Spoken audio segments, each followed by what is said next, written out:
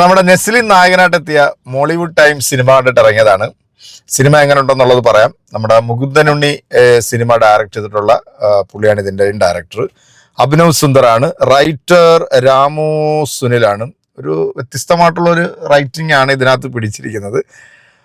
Producer Ashiq ഉസ്മാന്റെ production കമ്പനിയാണ് ഇത് എടുത്തിരിക്കുന്നത്. Music background score Jakes Bejoy. Cinematography Vishwanath. പ്രധാന കഥാപാത്രങ്ങൾ നമ്മുടെ നസ്രീൻ, അതുപോലെ തന്നെ ഷറഫുദ്ദീൻ, പിന്നെ നമ്മുടെ സംഗീത് പ്രദീപ്.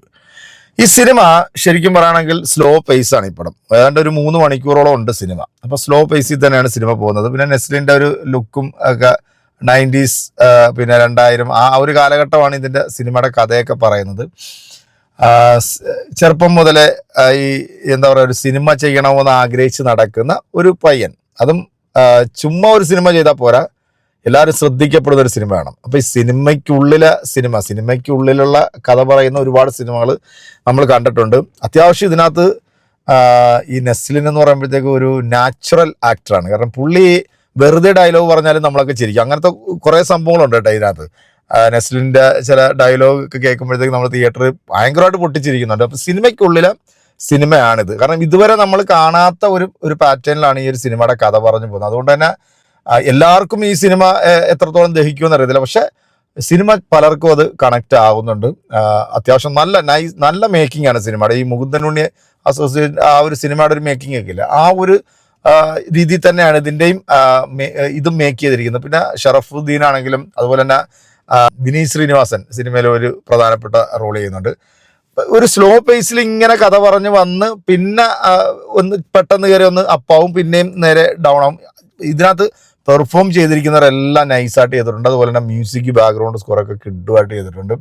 എടുത്തു പറയേണ്ടത് നെസ്ലിൻ്റെ പെർഫോമൻസ് തന്നെയാണ്. കാരണം നെസ്ലിൻ എന്ന് പറയുമ്പോഴത്തേക്ക് ഒരു യങ് സൂപ്പർ സ്റ്റാർ ലെവലിലേക്ക് വരുന്നു എന്നുള്ളതാണ്. പുള്ളിയുടെ ഒരു ആക്ടിങ് വളരെ കൂളായിട്ടാണ് നെസ്ലിൻ ഇതിനകത്ത് ഇത് ചെയ്തു വെച്ചിരിക്കുന്നത്. പിന്നെ ഇത് ഈ സിനിമയ്ക്കകത്തുള്ള ആളുകൾക്കൊക്കെ നല്ല 8ന്റെ പണി കൊടുക്കുന്ന സംഭവമാണ് കേട്ടോ. കാരണം സിനിമയ്ക്കുള്ളിൽ നടക്കുന്ന അല്ലെങ്കിൽ സിനിമയിൽ വളർന്നു വരണം എന്ന് ആഗ്രഹിക്കുന്നവരെ ചവിട്ടിത്താത്തുന്ന തരത്തിലുള്ള സംഭവങ്ങളും ഒരു പുതിയൊരാൾ സിനിമയിലേക്ക് വരുമ്പോഴത്തേക്ക് പുള്ളി സിനിമയിൽ നേരിടുന്ന പ്രശ്നങ്ങളൊക്കെയാണ് ഈ സിനിമയുടെ ഒരു ഹൈലൈറ്റ്.